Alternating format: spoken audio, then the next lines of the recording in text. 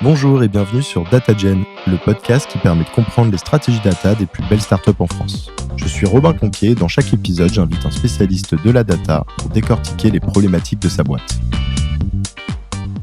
Nous, on a fait un choix hybride où en gros tous les data analysts sont dans l'équipe business data, mais ils sont regroupés par vertical et dédiés à des sujets en particulier, tout en restant dans l'équipe data.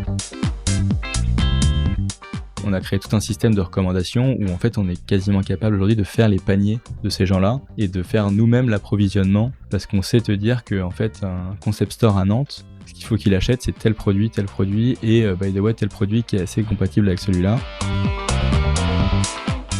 Ce qui est dur, c'est que tu traites de la donnée qui est générée par des humains. Là, il y a un gros travail à faire avec les équipes BizOps qui gèrent Salesforce, avec l'Analytics Engineering qui va modéliser la donnée pour cleaner et vraiment bien modéliser cette donnée pour qu'elle soit exploitable derrière.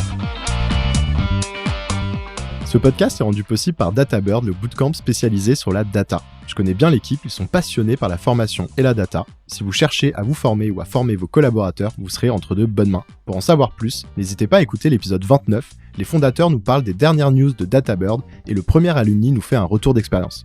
Je vous mets également le lien vers leur site internet en description de l'épisode. Aujourd'hui, je reçois Gauthier, qui est lead data chez Encore Store, la marketplace B2B qui est devenue licorne en moins de 2 ans.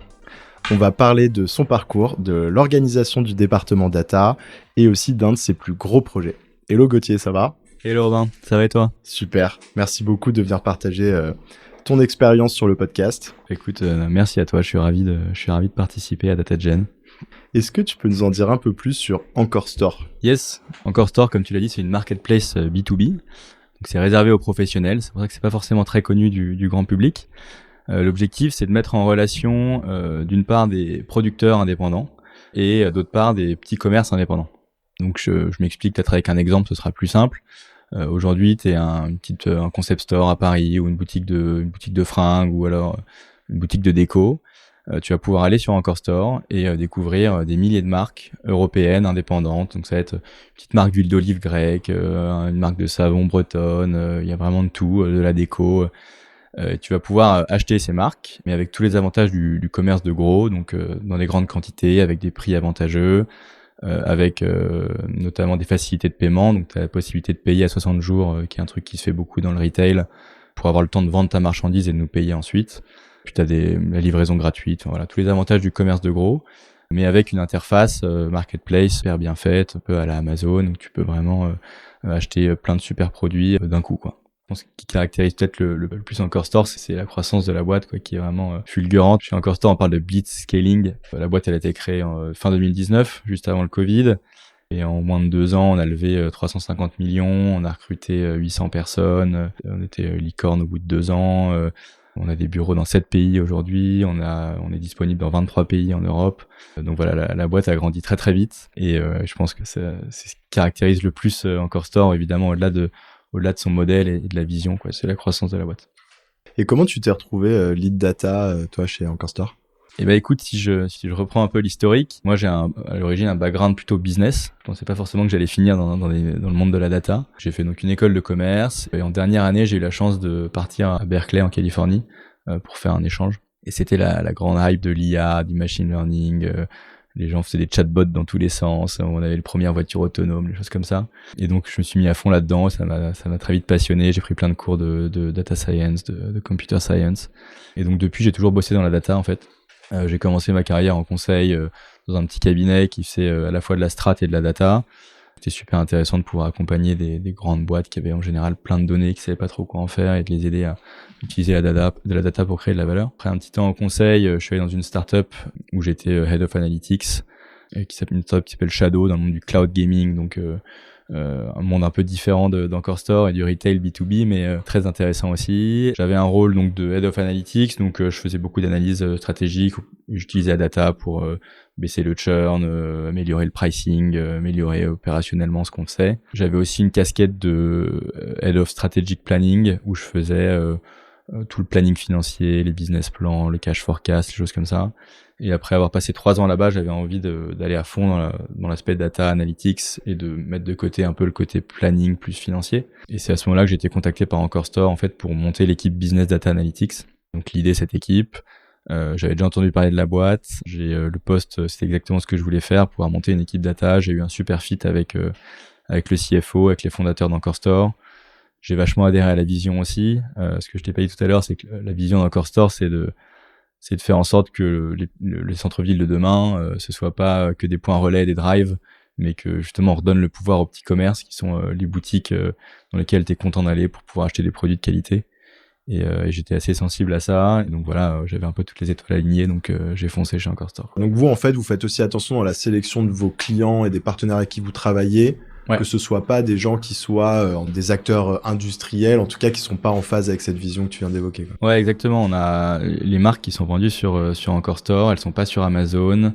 C'est des marques qui sont pas vendues uniquement en grande surface. C'est des marques qui sont pas vendues sur AliExpress, qui sont pas vendues sur Wish. Enfin, il y a vraiment une volonté de sélectionner des produits et des marques de très bonne qualité, sans pour autant être exclusif, tu vois, parce qu'aujourd'hui on a quasiment 30 000 marques sur Encore Store, donc c'est beaucoup. Mais voilà, il faut vraiment que ce soit des produits de qualité. Et derrière, ces marques sont vendues aussi à des petits commerces qu'on va sélectionner et qui sont des commerces qui sont aussi des gens qui font bien leur métier, qui viennent vraiment redynamiser les centres-villes. Comment vous êtes organisé chez Encore Store, côté data principalement? Bah, je vais d'abord t'expliquer au sens large toute la data chez Encore Store, et puis après je t'expliquerai peut-être nous, l'équipe business data, comment on fonctionne. Mais nous, on a fait le choix un peu peut-être à contre-courant de pas avoir ce qu'on appelle les data analysts full stack qui sont très à la mode, mais d'avoir 4 équipes data assez cloisonnées finalement. On a une équipe de data eng qui est dans l'équipe tech, qui travaille sur la collecte de la donnée, son stockage.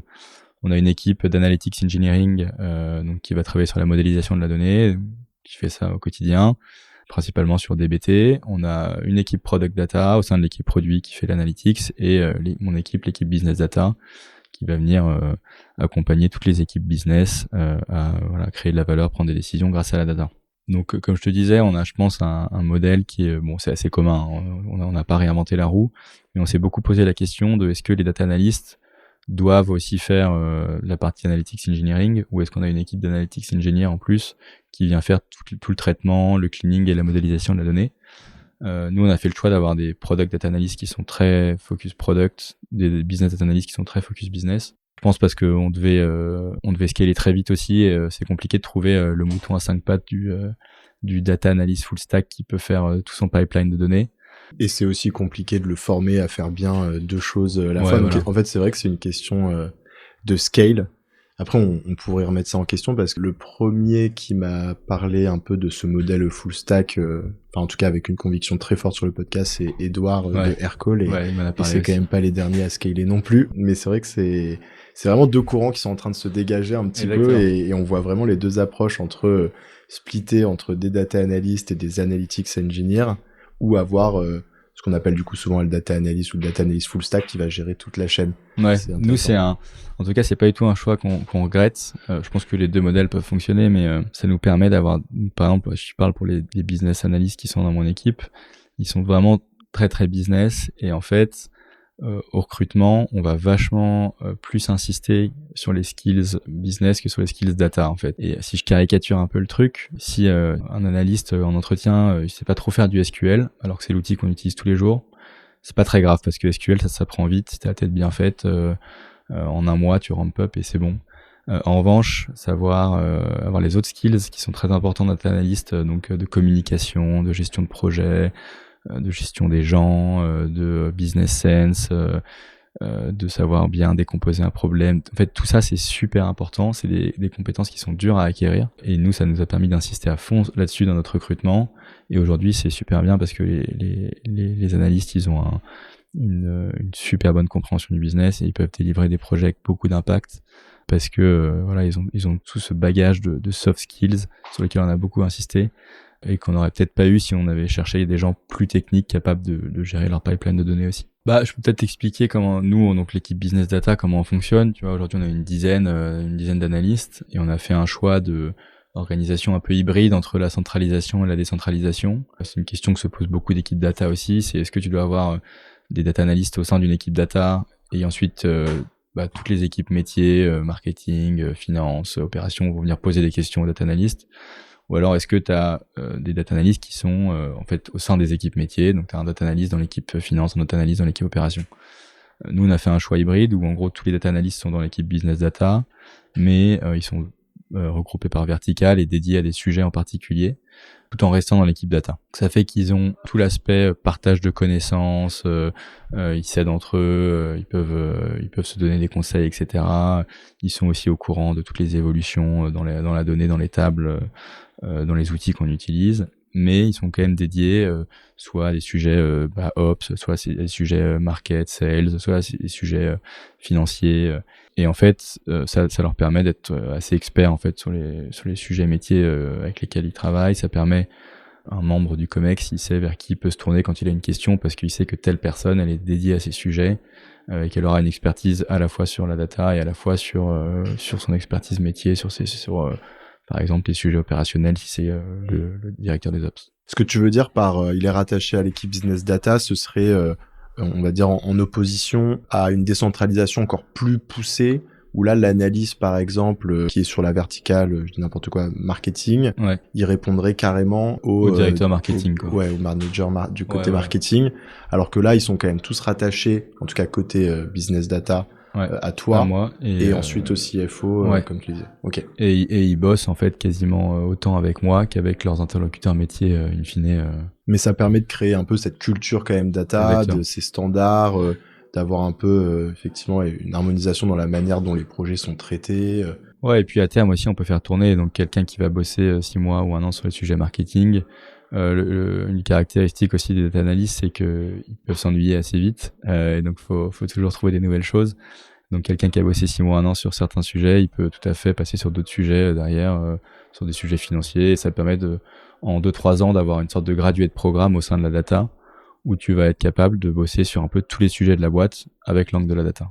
Quels sont tes chantiers principaux en tant que lead data ? En tant que lead data, j'en ai 4. Le premier, ça a été de recruter. Là, sur les dernières années, ça m'a occupé une grosse partie de mon temps. Blitzscaling oblige. Exactement. Là, on va calmer un peu le jeu, mais on a recruté dans l'équipe Business Data 10 personnes. Moi, je suis arrivé en septembre, on était 2. Donc ça prend beaucoup de temps, les entretiens, choisir les bonnes personnes, définir aussi les postes dont tu as besoin. Je pense que le deuxième gros chantier, c'est de m'assurer, et c'est aussi une des conséquences du blitzscaling, m'assurer que les analystes bossent sur les sujets qui ont le plus d'impact. Je pense qu'aujourd'hui, on aurait la place pour 50 data analystes, honnêtement, dans l'équipe, tellement on a de besoin. Et donc, il y a un gros besoin de prioriser, de faire des roadmaps avec les équipes et de s'assurer qu'on bosse vraiment sur les sujets impactants. Et en parallèle, de donner un maximum d'autonomie aux équipes métiers pour qu'ils puissent répondre à leurs petites demandes, leurs besoins simples par eux-mêmes et qui passent pas par nous pour aussi nous dégager du temps. Donc, c'est un de mes gros chantiers. Je pense ensuite, je dois beaucoup travailler sur faire en sorte que les équipes, les analystes aient tous les outils et les process pour mieux bosser, tu vois. Par exemple, là on a implémenté Osprey, j'ai vu que tu avais interviewé Thibaut, mais j'ai bossé sur l'implémentation d'Osprey pour mettre aux analystes de faire des analyses ad hoc sans faire un dashboard forcément ou sans faire des slides, ça nous aide beaucoup. Mais voilà, il y a tout un système de process et d'outils à mettre en place pour qu'ils puissent bien bosser. Du coup, t'es content de Osprey ? Cet épisode n'est pas sponsorisé par Osprey, mais c'est juste, du coup, c'est intéressant d'avoir... vu que l'épisode était juste il y a 2 semaines. En fait, on est super content. Ça vient vraiment combler un gap où, en fait, il y a énormément de demandes qu'on a qui sont souvent les demandes les plus intéressantes d'ailleurs, qui sont des demandes ad hoc sur... je sais pas dans quel pays il faut qu'on aille demain, comment est-ce que cette offre elle fonctionne ou pas, voilà, plein de petites demandes comme ça, comment est-ce qu'on peut baisser tel poste de coût. Et ça, c'est des choses, historiquement on allait en faire un dashboard, mais en fait ça n'a pas de sens parce qu'un dashboard c'est un truc que tu dois regarder de manière régulière, et en fait construire un dashboard que tu vas regarder une fois, ça n'a pas vraiment de sens. Et surtout c'est dur de raconter une histoire avec un dashboard parce que c'est un ensemble de graphes, mais tu peux pas mettre du texte, des images, etc. en général. Et Osprey nous permet de répondre à toutes ces demandes avec, tu vois, la possibilité donc de faire un notebook et d'incruster du code et de la vise dans ce notebook. Et donc ouais, ça nous permet de vraiment gérer, je dirais, 50% de nos demandes data aujourd'hui, on peut les traiter avec Osprey, et souvent ça nous oblige à les traiter de manière intelligente et à vraiment raconter une histoire avec la data. Ouais, peut-être pour rappel, parce qu'effectivement, je n'ai pas précisé, Osprey, c'est une startup qui développe un produit pour les data analystes, notamment pour leur faciliter la vie et leur permettre de délivrer des analyses complexes à forte valeur ajoutée plus rapidement. Et donc, on a fait un épisode avec Thibaut Colette, le fondateur. C'est l'épisode 21 pour ceux qui sont curieux. Et du coup, on peut reprendre sur les chantiers. Je sais pas si tu avais fini. Ouais, je pense qu'il reste un chantier. C'est vraiment de essayer de faire progresser et donner des perspectives aux analystes. Et donc ça passe par, je te l'ai dit, faire en sorte que les gens voient un peu de tout, les faire progresser, leur apprendre des nouvelles choses, les faire monter en compétences, commencer à les faire manager. Et donc tout ça demande pas mal de temps aussi. Parce que voilà, un de mes rôles, c'est de faire en sorte que les analystes soient heureux chez Encore Store, puissent se projeter et puis avoir des perspectives. Et c'est quelque chose qui prend du temps. Et évidemment, en plus de tout ça, c'est mon métier de lead. Et en plus, je suis vachement impliqué dans les sujets sur lesquels les analystes vont bosser, pour les aider à débloquer des analyses qui peuvent être complexes, pour les aider à prendre du recul parfois, à mieux présenter les résultats, à débloquer des situations. Voilà, ça c'est aussi mon quotidien. C'est essayer d'être capable de rentrer dans des sujets très rapidement pour pouvoir aider les analystes quand ils en ont besoin. Oui, parce que tu l'as dit, tu as une équipe d'une dizaine de personnes à peu près. Ouais, c'est ça. Ouais. Et tu dirais que le ratio, il est à peu près à quel niveau? Tu passes combien de pourcents de ta semaine, en fait, sur des sujets un peu plus, du coup, de run, mais qui sont en même temps presque du coaching et du training, mais où tu es un peu dans le jus des sujets du quotidien? Comme je t'ai dit, on a passé beaucoup de temps à recruter sur la dernière année, et ça me prenait une grosse partie de mon temps, et ça faisait que je pense que je passais peut-être 20% de ma semaine sur du run. Et tout le reste, c'était du recrutement, du coaching, de la construction de process, d'outils. Maintenant que l'équipe est mieux structurée, maintenant qu'on va un peu moins recruter, qu'on a les bons outils, qu'on a les bons process, je pense que je vais pouvoir rentrer plus dans les sujets et passer, tu vois, sur un 50-50, quelque chose comme ça. Du coup, c'est plus fun aussi comme job. Enfin, après, ça dépend de ce que j'en aime, mais je sais que moi, j'aimais beaucoup l'opérationnel. En tout cas, quand j'étais encore chez Artefact, finalement, j'aimais bien garder un peu les mains dedans. Ouais. C'est vrai que 20%, c'est pas énorme quand t'aimes, en tout cas, le métier d'analyste. Ouais, moi, j'ai un moment, SQL me manquait un peu, quoi. Et là, je suis content de pouvoir m'y remettre. Est-ce que tu peux nous parler d'un projet en particulier? Je peux vous parler un des gros projets d'Encore Store de l'année qui s'appelle Encore Start. Et avant de t'expliquer ce qu'on a fait côté data pour eux, je vais t'expliquer un peu ce que c'est qu'Encore Start. En fait, on s'est rendu compte chez Encore Store que on avait beaucoup de retailers, donc de petits commerçants qui s'inscrivaient et qui étaient en fait des boutiques qui avaient à peine ouvert ou qui allaient ouvrir, mais qui étaient des gens qui sont en train de monter leur boutique. On s'est rendu compte que ces gens-là, à la fois, c'était des gens qui étaient un peu perdus sur Encore Store parce qu'ils ont pas d'expérience dans le retail, ils savent pas trop quoi acheter, qu'est-ce qui se vend bien, qu'est-ce qui se vend pas.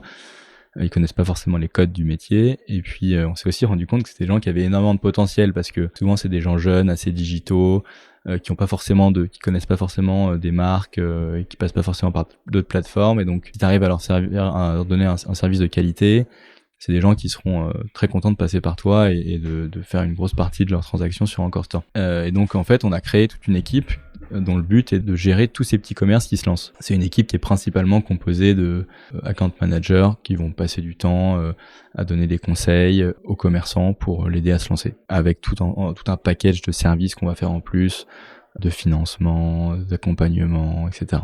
Et donc ça a été vraiment créé comme une start-up dans la start-up. Et du coup, on a décidé d'y allouer.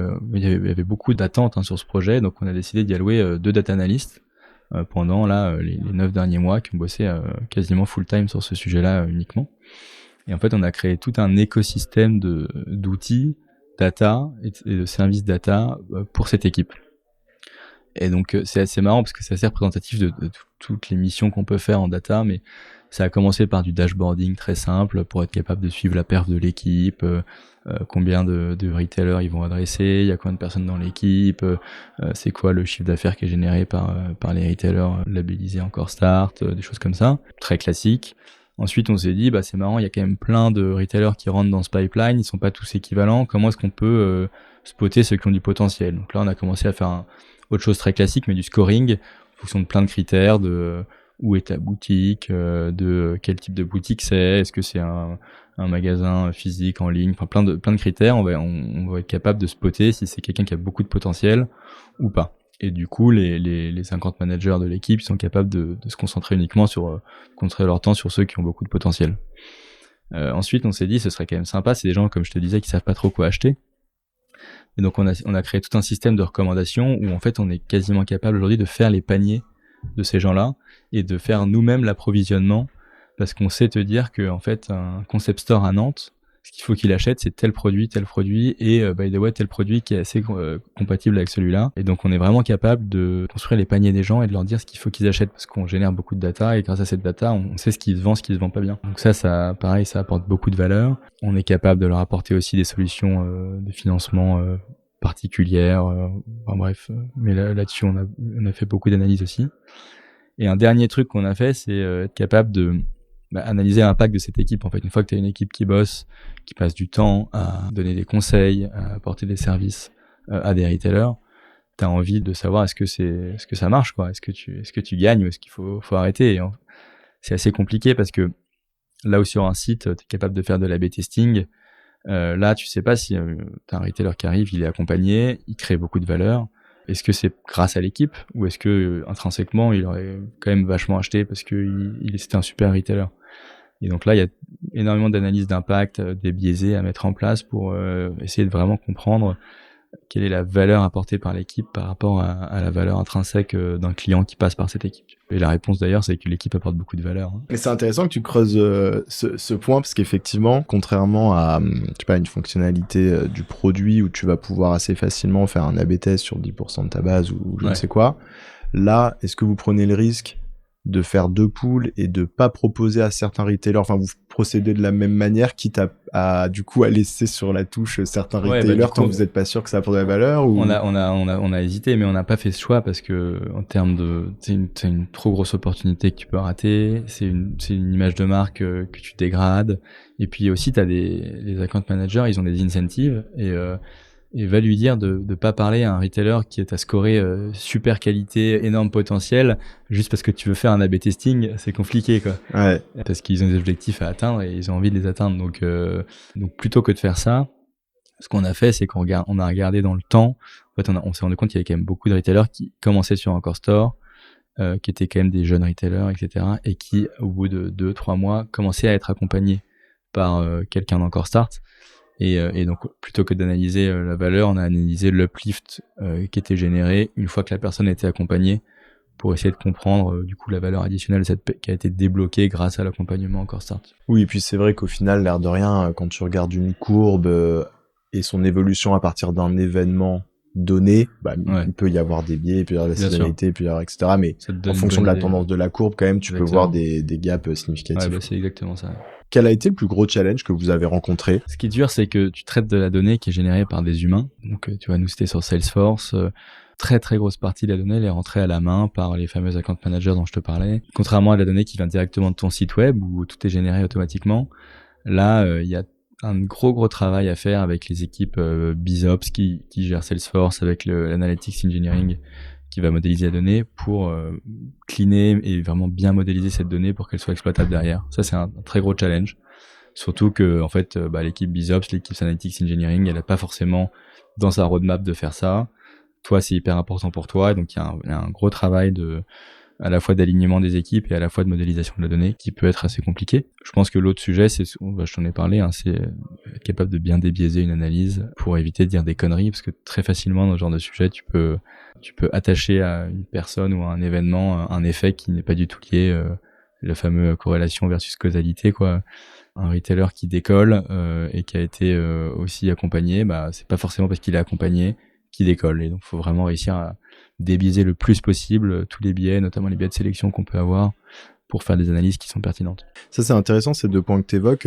Si on les reprend juste rapidement, sur le premier, c'est un peu peut-être le revers de la médaille de cette organisation un peu décentralisée, c'est qu'effectivement, ça demande beaucoup plus de coordination avec l'équipe tech, avec l'équipe Analytics Engineering, lorsqu'il y a un besoin d'aller recréer presque de zéro un modèle de données, collecter la donnée depuis la source, et s'assurer que le modèle qui va être fait, il fit bien avec vous, les tableaux de bord que vous avez prévu de faire, avec les analyses dont vous allez avoir besoin, sachant que potentiellement on est encore au début d'un projet et où vous n'avez pas forcément de recul sur toutes les insights que vous allez devoir générer. Ouais, non, c'est un très très bon point, et c'est vraiment un gros challenge qu'on a. En fait, c'est tout simplement de mieux collaborer d'une équipe à l'autre, quoi, et réussir à être mieux aligné, puisque du coup, nous on est dépendant d'autres équipes pour bosser. Et ça, c'est pas forcément facile. Alors là, on a pris la décision assez forte de recruter un VP Data qui va venir manager mon équipe, donc l'équipe business data, l'équipe product data, l'équipe analytics engineering, peut-être l'équipe data eng, c'est encore en débat, mais en tout cas on a envie de se rapprocher un peu plus. Je disais au début qu'on fonctionne de manière assez cloisonnée, et là on a envie de se rapprocher, de mieux aligner nos roadmaps et de mieux bosser ensemble, et on s'est dit que la meilleure des solutions c'est d'avoir une personne avec 10-15 ans d'expérience qui est capable de gérer tous les aspects de la data et qui va venir, je pense, apporter un peu de lien entre les équipes, et ce qui sera, je pense, une bonne chose. C'est hyper intéressant ça, parce que du coup, ça veut pas forcément dire que le modèle que vous avez choisi jusque-là n'était pas le bon, c'est juste qu'il était adapté à un moment T, mais là, vous, à votre, entre guillemets, niveau de développement de département data, vous rencontrez un peu des limites dans l'alignement des feuilles de route, et c'est vrai qu'une solution qui paraît évidente, c'est de réavoir un manager commun,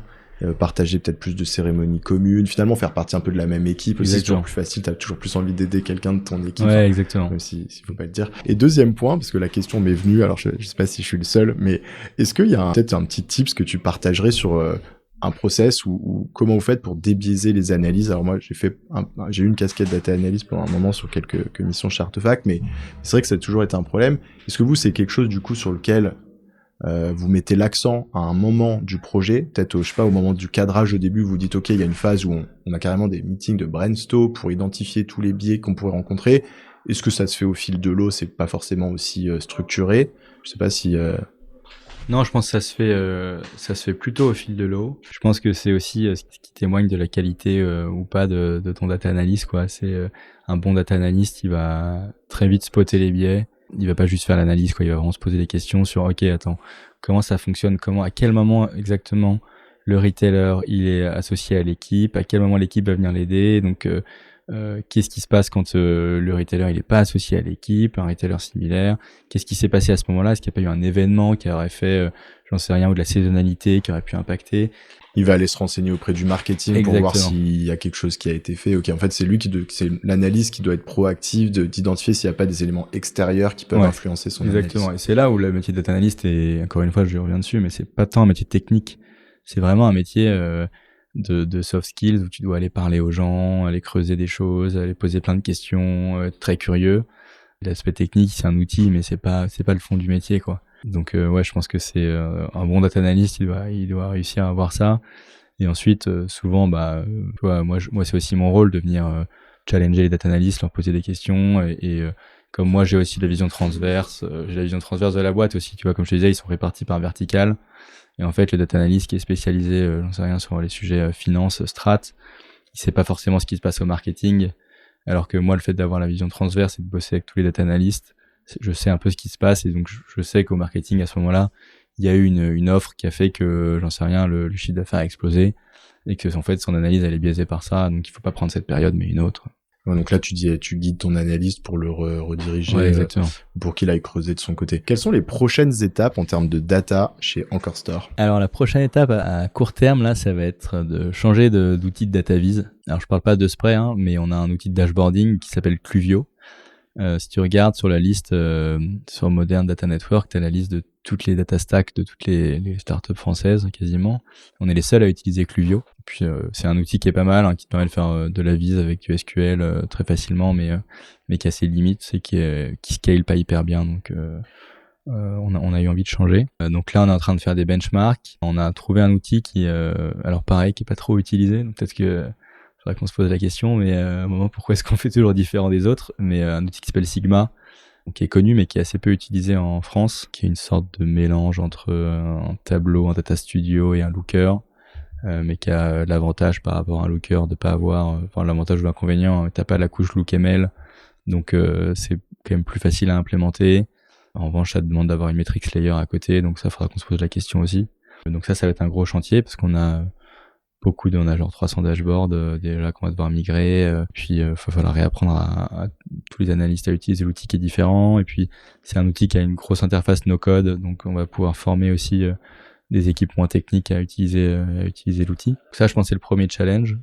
Le recrutement du VP Data, ça va être un challenge aussi, puisqu'on va bosser différemment, je pense. Après, je pense qu'un dernier challenge, ça va être tu vois, le contexte actuel est en train de changer. Il y a beaucoup de boîtes qui commencent à faire attention à leurs coûts, et je pense qu'on va faire ça aussi, ce qui est très bien, ce qui est très sain pour une boîte. Une fois que tu as passé ta phase de scaling hyper rapide, il y a un moment où il faut construire un business model qui soit sain et qui soit viable.